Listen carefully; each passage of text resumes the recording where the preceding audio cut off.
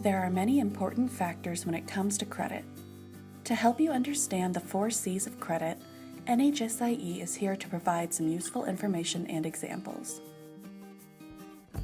When you apply for credit, a lender will review the 4 C's to make a decision.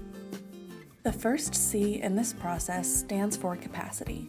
Capacity refers to your ability to meet payments. Lenders may ask, do you have a job? What is your monthly income? And what are your monthly expenses?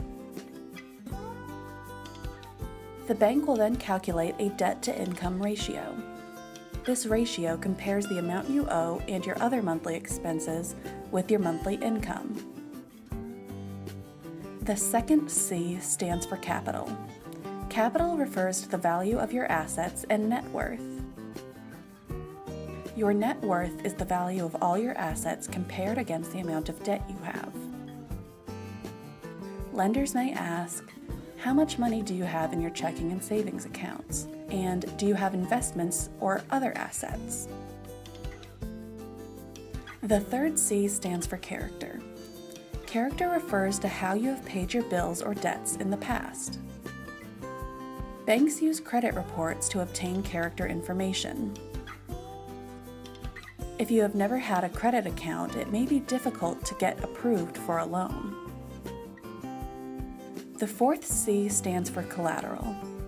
Collateral refers to property or assets you can offer to secure a loan. An asset can be promised to a lender if you cannot repay your loan. Lenders may ask, have you had credit in the past? How many credit accounts do you have? Have you ever filed for bankruptcy, had property repossessed, or made late payments? Understanding the 4 C's can help you on your journey to build credit.